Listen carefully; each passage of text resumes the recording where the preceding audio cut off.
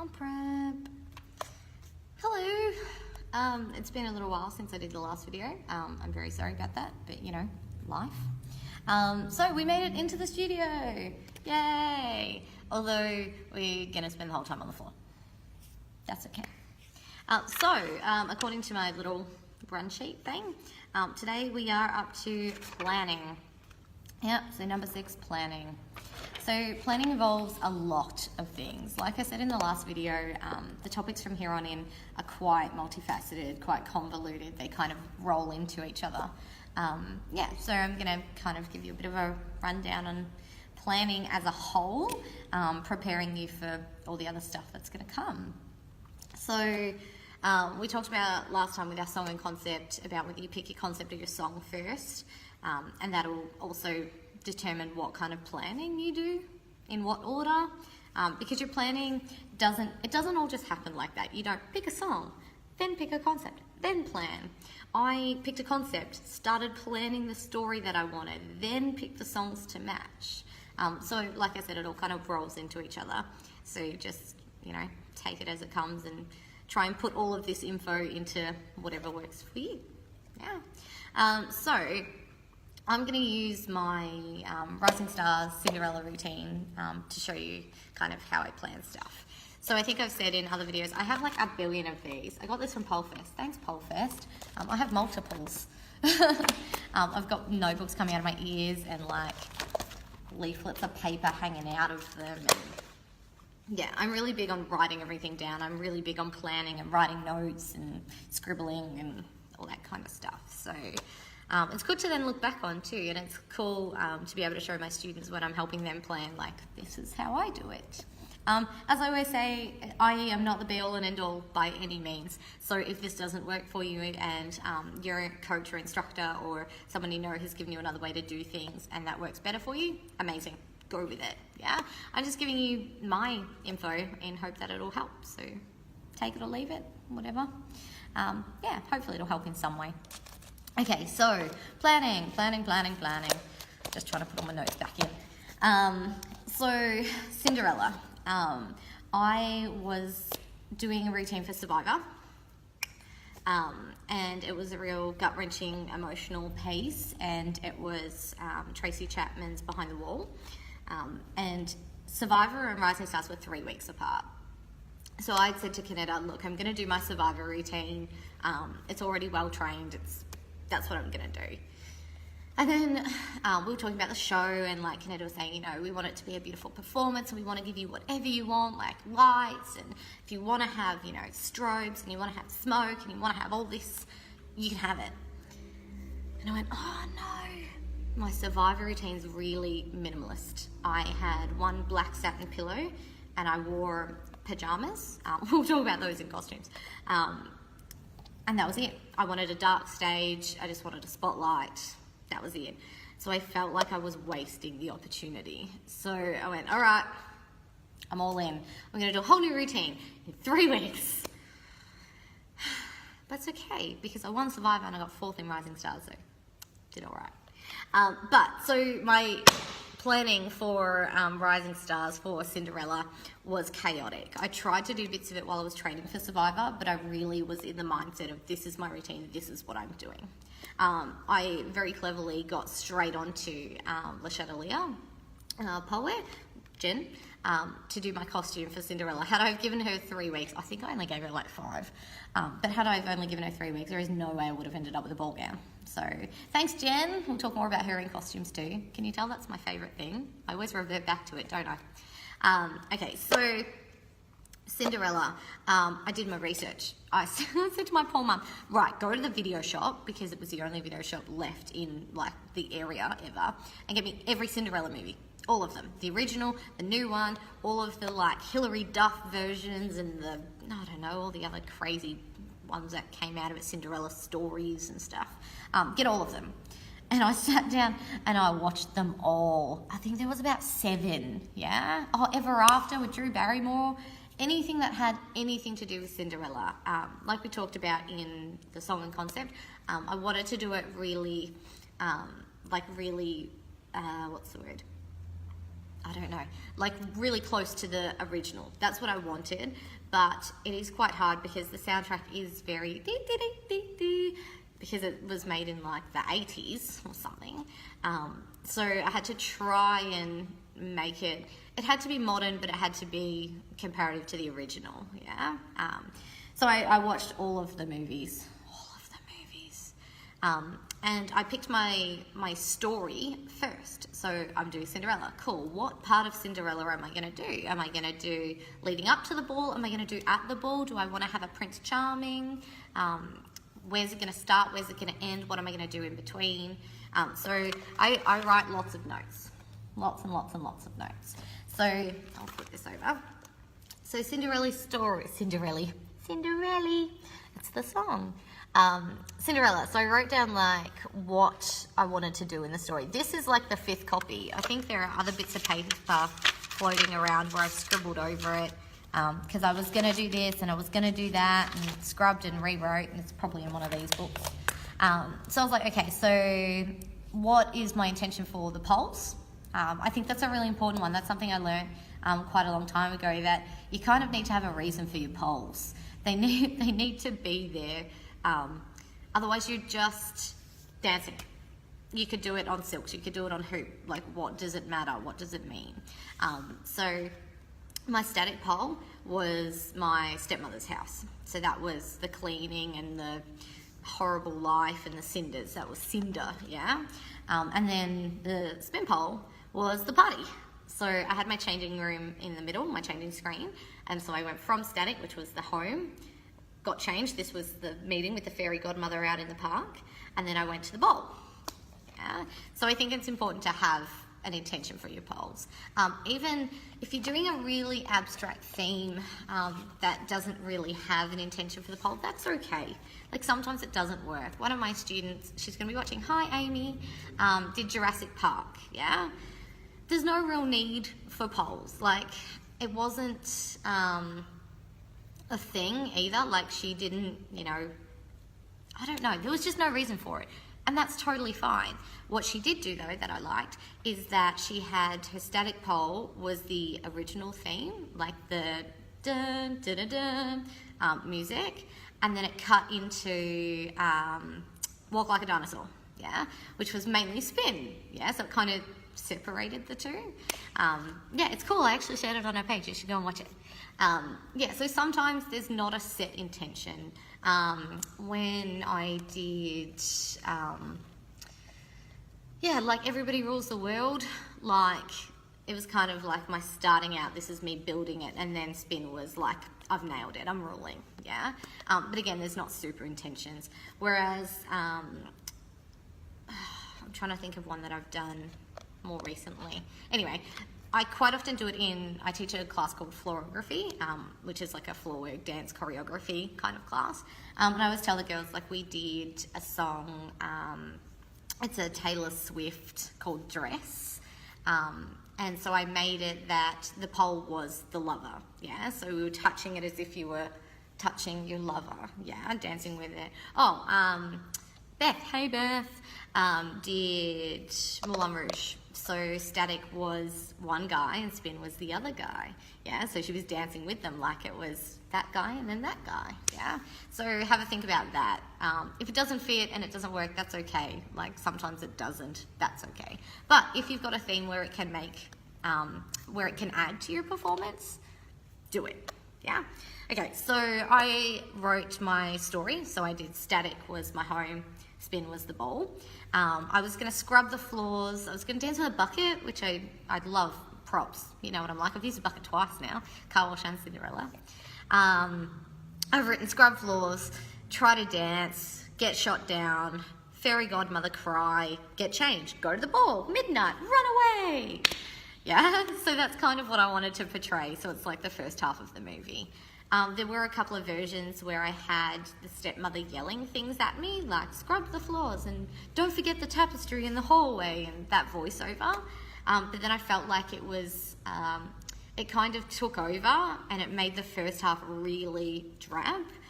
Whereas I wanted it to be more about, she got invited to the party and here she is, yeah, that kind of evolution part.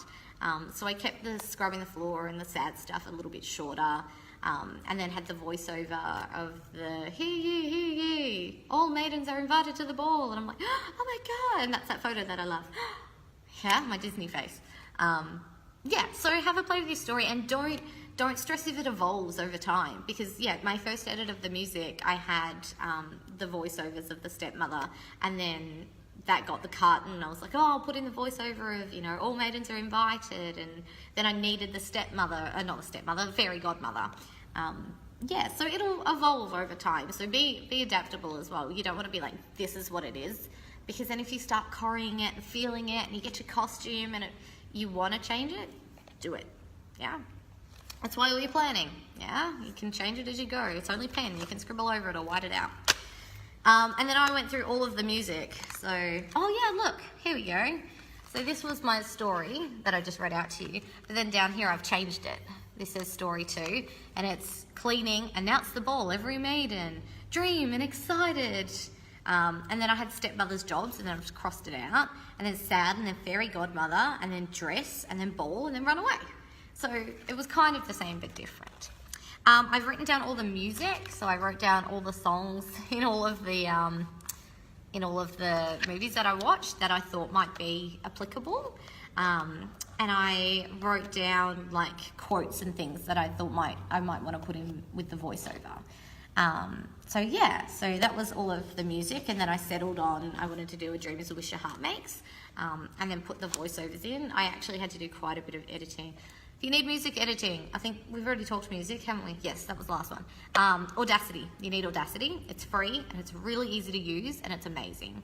I created the entire Cinderella piece. It was really time consuming, but it sounded really good in the end. So if you need help with that, just YouTube Audacity. There are like 1 billion YouTube videos showing you how to use it, which is awesome. So do that.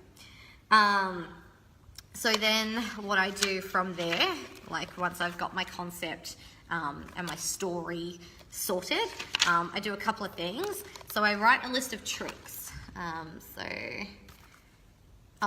This is me mapping the music. We're going to do that together in a second.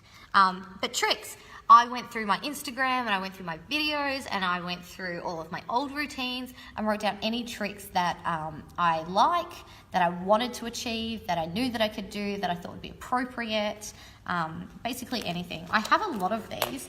This book's the best at the moment because KCS is like hard. So I go through and I write down like static tricks, spin tricks. There's another one somewhere that says floor work, yeah. So I write down all of the tricks that I basically know, or that I can do, or that I want to do, or that I think I can get in time. So then I can get a better idea of putting it together. So then I go through and I map the music, yeah. So this is Cinderella. I obviously gave up writing it. I find when I get on a roll with Corrie, like, and I feel this bit in, I don't need to write it down, because I'm very lucky in that Corrie is quite natural for me, because I've danced for years and done a lot of Corrie stuff. So I obviously didn't need to fill that in because I'd realised what I wanted to do. But I've written in like all these different things. Yeah, we can have a look. Yeah, and I write ridiculous things. Grab cloth, toes, hitch kick, clean, do. Towel bucket. I know what it means, and that's what's important, because these are my notes to me, yeah? I might just help you map these. Oh no, I've lost all my notes. I've done it here for Arnold too. Sneaky peek. Can't show you that one. Can't give away too much info. There's floor work, yeah? So again, like, I think we'll need to do another video that talks more about tricks and stuff in more particular, more static tricks. Because again, you need to make sure that they are applicable to your routine, to your concept. Don't do a hello boys if you are doing a lyrical. Yeah, nobody wants to see your lady bits when you're talking about lost love. Yeah? Okay, so the other thing that I do, especially if it's a state competition that I let you know on a little secret. Sometimes I don't think I'm going to win at all. and I'm doing the comp because I want to do a performance and I want to do it really well and I want to do what I want to do. And I think I've got no hope in hell in winning because, you know, I'm up against the Cynthia Zoos of the world. But so I don't necessarily go so strictly by the criteria. I just do what I want to do. Yeah. But Survivor, Rising Stars, PTS, they're all ones that what's the criteria? What do I need to do? What boxes do I need to tick? Having said that, I do still take creative license. They want me to do flips. I don't do flips. I did one in Survivor. It was a flop, and it was fine. I'm never doing it ever again. Yeah. So, grain of salt. So what I did is I went through the Rising Stars criteria, because we're still talking about Cinderella, and I wrote it all down. So criteria, yeah, and then key points. So the criteria is quite detailed and quite in depth, which is great because you know what they're looking for. So I've written, 20% is technical, which is execution, form, endurance, transitions. 30% is level of difficulty, which is strength, flex, static, spin, combos, that kind of stuff. And I went through, and there's more, but you get it.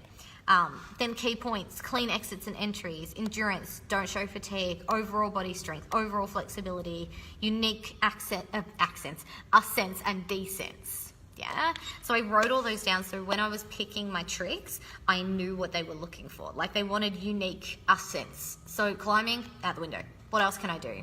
All right, I will do a brass monkey into a genie, turn around into one climb. Something a little bit different, yeah? They want overall body strength, so I've got to show leg strength, ab strength, arm strength, so you can't just do an INX, yeah? You have to do an INX, then you have to do, I don't know, I'm on the spot now, leg strength, I don't know, yeah? But you get the idea. So I wrote that down, so then I knew what I wanted to pick, yeah? From there, I map the music. Because then once you've mapped the music, it makes it much easier to pick tricks because you know what you're looking at, yeah?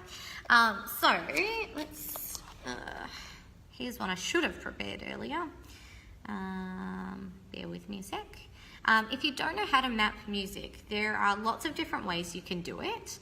I can count music because I'm dance trained and that works really well for me, so I just do.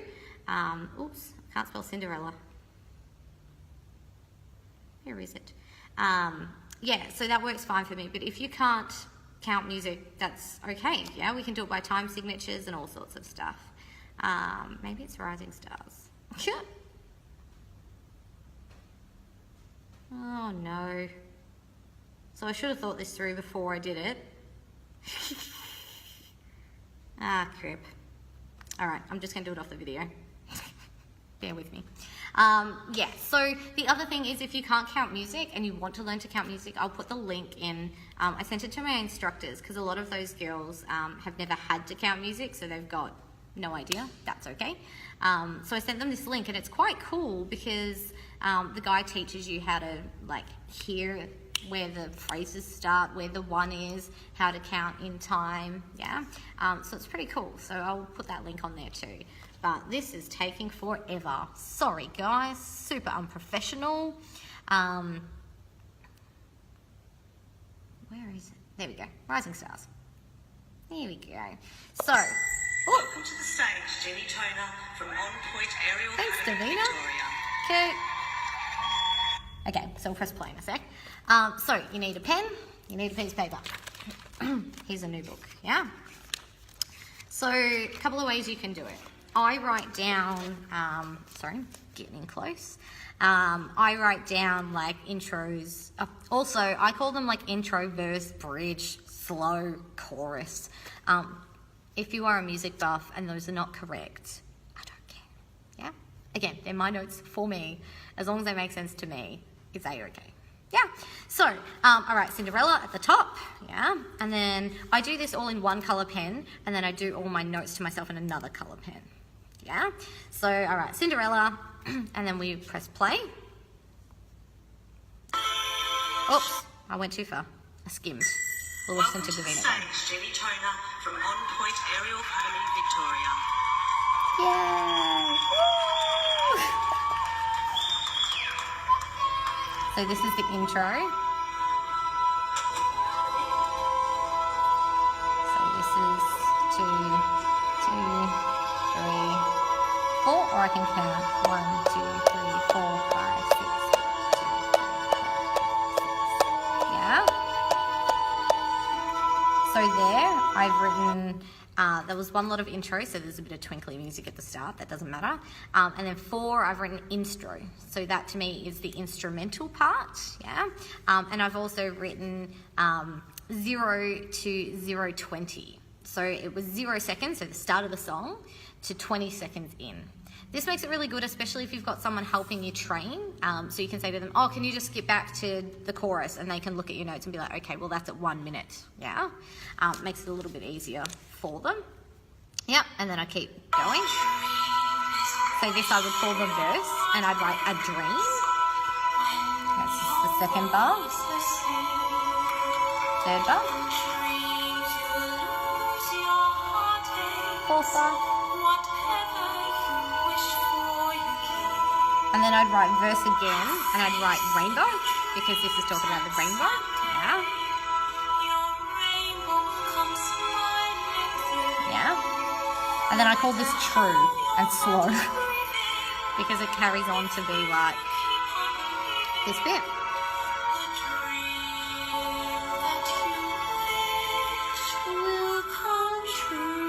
I can't seem to save myself.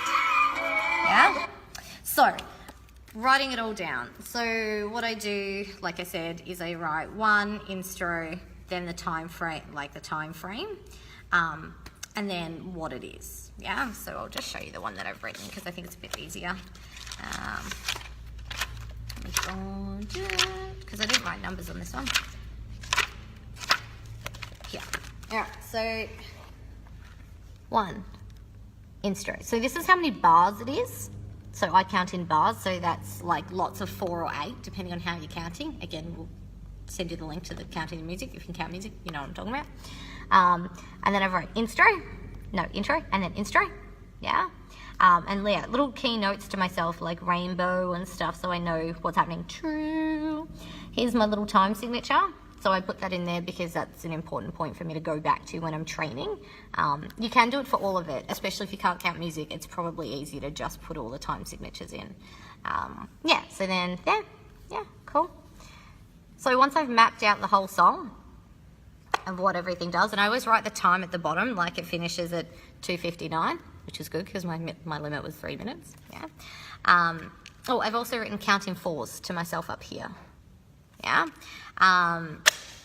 I've written it all in blue, and then in purple I did the time. So I did the time signatures like 1 minute to 1 minute 10, 2 minutes to 2 minutes 40, or whatever it is.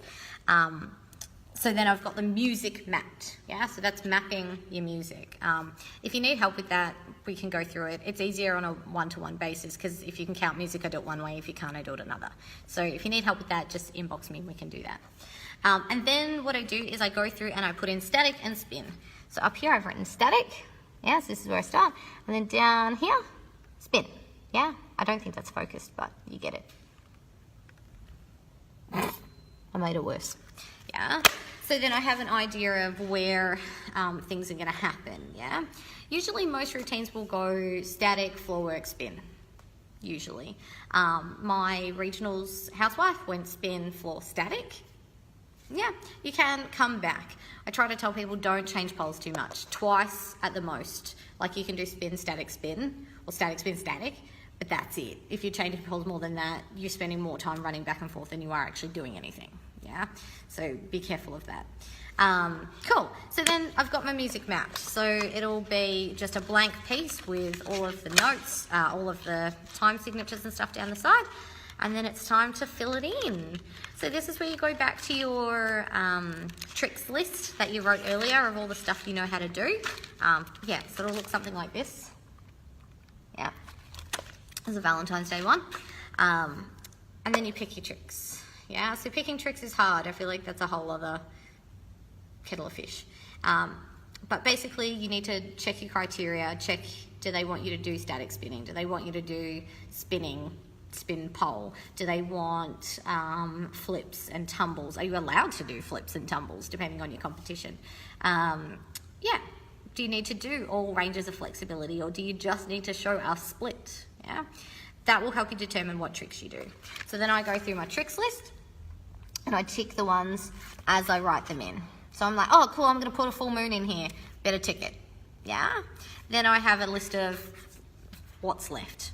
So that way if I change my mind or I need to add something in or swap something, I can do that. Yeah? I think that's the most of the planning that I do. And then I get to costumes and stuff. Training's another one that we'll write heaps of notes on. We do run through notes as well. But I think those are the main things that you need to plan. This is my Miss Lyra one. Yeah, all of the combos down here, and then I slotted them in up here. Yeah, same deal. I've written like instro and then skirt because I was going to wear my skirt, and then combo, and then I wrote scarf because it turned into a scarf. Yeah. So I think that's your main. I do so much of it. This is APS-C or inversion. This is poker face. Yeah, and I do lots of scribbling because you'll change your mind. I'll be like, yeah, I was going to do this. Oh, no, I'm not going to do that. Yeah, scribble this out, change that, write the floor here. Yeah, but again, I've done static, stats of floor, spin. Yeah, I can read travel. Yeah, things that I wanted to do, tick them off as I went. Yeah. So I hope that kind of makes sense for you. I don't want to waffle too much longer because I've already got up to 26 and a half minutes. But yeah, so I think that's the main things to your planning. Once you've done that, we can start planning like training and costumes and that kind of stuff, which we'll do next time. You might even get a snippet into my training. It involves me laying on the floor. Yeah, so song and concept, once we've sorted all of that, nut out your storyline or how your routine's going to flow, make sure it's got something happening. Map out your song, write out all the tricks and combos you want to do, try slotting them in. Yeah. Like I said, it's all very convoluted and bits and pieces will come and go. We're going to talk about costume next, and that's also going to affect your tricks because, you know, oh my God, I'm going to do Cinderella, I'm going to wear a ball gown, I'm going to do an upside down ice skater. Well, no, you're not because you're wearing a ball gown. Yeah. Yeah, so we'll talk about that next week in costumes. As always, if you have any questions, let me know. Otherwise, I will see you next time for my favourite. We might have a guest speaker and stuff, or I might just like Skype in little bits of it, because I'm that tech savvy. Yeah, awesome. Thanks, guys. See you next time.